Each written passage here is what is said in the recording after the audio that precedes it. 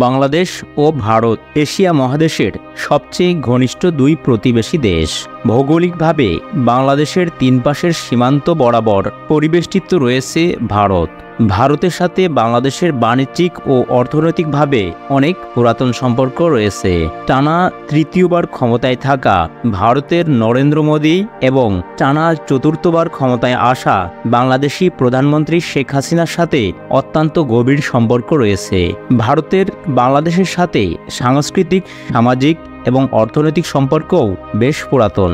দুই দেশেরই ইতিহাস, সংস্কৃতি, ভাষাগত, ঐতিহ্যগত ও শিল্পকলা এবং সংস্কৃতির প্রতি আবেগ প্রায় সমরূপ এবং উক্ত বিষয়গুলোতে মিলও রয়েছে। 1971 সালে বাংলাদেশের স্বাধীনতা যুদ্ধে দুই দেশই একে অপরের ঘনিষ্ঠ মিত্ররূপে কাজ করছে।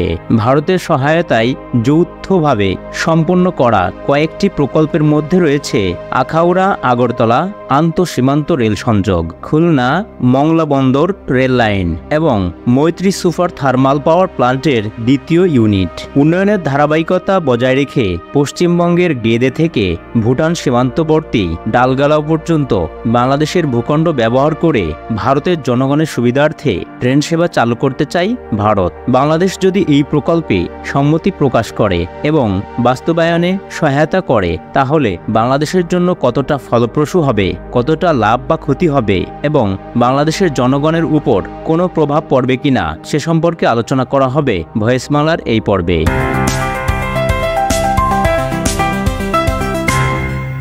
ভারতের পররাষ্ট্র সচিব বিনয় মোহন কোয়াত্রা এক সংবাদ সম্মেলনে বলেন, দ্বিপাক্ষিক সম্পর্ক সুসংহত করার পাশাপাশি বিভিন্ন ক্ষেত্রে সহযোগিতা জোরদারে 10টি সমঝোতা স্মারকে বা MOU সই করেছে বাংলাদেশ ও ভারত। বর্তমানে 5টি রুটে বাংলাদেশ ও ভারতের মধ্যে ট্রেন সেবা চালু রয়েছে। 3টি যাত্রীবাহী ইন্টারচেঞ্জ, বাকি 2টি পণ্যবাহী। বর্তমান নিয়ম অনুযায়ী ভারতীয় ট্রেন সীমান্তে আসার পর বাংলাদেশি ইঞ্জিনে বাংলাদেশের অভ্যন্তরে আসে।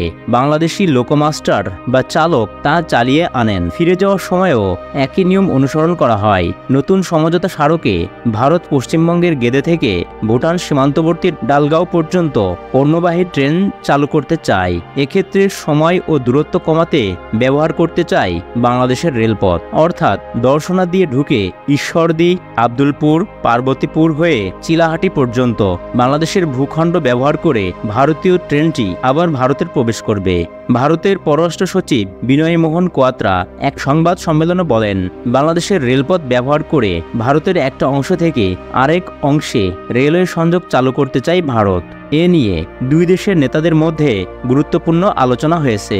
বিনয় কোয়াত্রা বলেন, আমরা রাজশাহী ও কলকাতার মধ্যে একটি নতুন যাত্রীবাহী ট্রেন পরিষেবা চালু করছি। এছাড়া বাংলাদেশ রেলওয়ের পথ ব্যবহার করে গেদে দর্শনা থেকে Haldibari, Chilahati cross border interchange point পর্যন্ত একটি পণ্যবাহী ট্রেনের ট্রায়াল চালানো হবে। আগামী মাসে কোনো এক সময়ের জন্য এর পরিকল্পনা করা হয়েছে। এটি ভুটানের সঙ্গে উপ আঞ্চলিক সংযোগে সহায়তা করবে। ভারত এর আগে প্রস্তাব দিয়েছিল পরীক্ষামূলক যাত্রার পণ্যশূন্য রেলগাড়ি ভারতের গেদে থেকে বাংলাদেশের চুয়াডাঙ্গার দশহরায় আসবে। সেখান থেকে পাবনার ঈশ্বরদী, নাটোরের আব্দুলপুর, দিনাজপুরের পার্বতীপুর, নীলফামারী সীমান্তবর্তী চিলাহাটি স্টেশন হয়ে ভারতের পশ্চিমবঙ্গের কোচবিহার জেলার হলদিবাড়ি স্টেশনে যাবে। তবে দেশটির নতুন প্রস্তাব অনুযায়ী ট্রেনটি হলদিবাড়ি থেকে যাবে ভুটান সীমান্তবর্তী ডালগাঁও স্টেশন পর্যন্ত।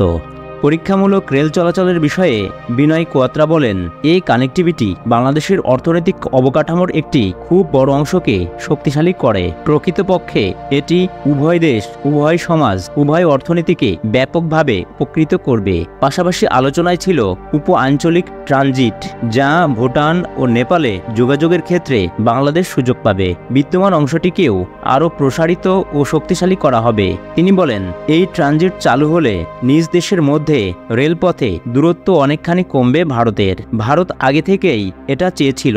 এটা কিভাবে বাস্তবায়ন হবে তারও একটি পরিকল্পনা এরই মধ্যে চূড়ান্ত করা হয়েছে। এই ট্রানজিট চালু করতে নতুন রেলপথ নির্মাণ হবে নাকি যেটি আছে সেটিকে সংস্কার করা হবে, সেটি পরিষ্কার করেননি ভারতের পররাষ্ট্র সচিব। পররাষ্ট্রমন্ত্রী ডক্টর হাসান মাহমুদ দুই দেশের মধ্যে কানেক্টিভিটি নিয়ে বিস্তারিত আলোচনা হয়েছে উল্লেখ করে তিনি বলেন, চট্টগ্রাম ও মংলা বন্দর যাতে ভারতের উত্তর পূর্ব বিশেষ করে পূর্বাঞ্চলের জন্য ব্যবহার করা যায় সে বিষয়ে তাদের আগ্রহ ও আমাদের অগ্রগতি নিয়ে বিস্তারিত আলোচনা হয়েছে। এই ট্রানজিট চালু হলে এটা উভয় দেশের মানুষ ও অর্থনীতিকে সমৃদ্ধ করবে বলে জানিয়েছেন ভারতের পররাষ্ট্র সচিব বিনয় মোহন কোয়াত্রা। বাংলাদেশের পক্ষ থেকে প্রধানমন্ত্রী শেখ হাসিনা দাবি করেন যে ভারতের প্রধানমন্ত্রীর সাথে অনুষ্ঠিত এই বৈঠক বাংলাদেশের জনগণের জন্য ভবিষ্যতে ফলপ্রসূ সুফল বয়ে আনবে। তবে সাধারণ মানুষের মনে প্রশ্ন, এই চুক্তি বাংলাদেশের জনগণের জন্য কোনো সুফল বয়ে আনবে কিনা নাকি কোনো বিপর্যয় বয়ে আনবে। ভারতের ট্রেন চলাচলের জন্য যদি বাংলাদেশ তার ভূখণ্ড ব্যবহার করতে দেয় তবে এর ফলে বাংলাদেশকে কিছু উল্লেখযোগ্য লাভ ও ক্ষতির সম্মুখীন হতে হবে। যেসব খাতে বাংলাদেশের লাভ হতে পারে সেগুলো হলো: 1. আঞ্চলিক সংযোগ ও বাণিজ্য বৃদ্ধি, 2. পর্যটন ও সাংস্কৃতিক বিনিময়, 3. পরিবহন খাতের উন্নতি, 4. ট্রানজিট ফি ও আয়। উল্লেখ্য যে যদি বাংলাদেশ ভারত থেকে ট্রানজিট ফি এবং অন্যান্য কর আকারে রাজস্ব আদায় করতে পারে যা দেশের আয় বৃদ্ধিতে সহায়ক হবে, এবং 5. কৌশলগত সুবিধা। যেসব বিষয়ে বাংলাদেশের জন্য ক্ষতির কারণ হতে পারে তা হল: 1. সার্বভৌমত্বের সংকট, 2. অবকাঠামোর উপর চাপ, 3. নিরাপত্তা ঝুঁকি, 4. পরিবেশগত প্রভাব, 5. সামাজিক ও নিরাপত্তা সম্পর্কিত সমস্যা। এই প্রকল্প বাস্তবায়নের মাধ্যমে বাংলাদেশের জন্য কতটা কল্যাণ বয়ে আনতে পারে তা জানাতে পারেন কমেন্টে। পরিশেষে বলা যায়, ভারতের ট্রেন চলাচলের জন্য বাংলাদেশের ভূখণ্ড ব্যবহার করার সুযোগ তৈরি হলে বাংলাদেশের জন্য কিছু উল্লেখযোগ্য লাভ এবং ক্ষতি উভয়ই হতে পারে।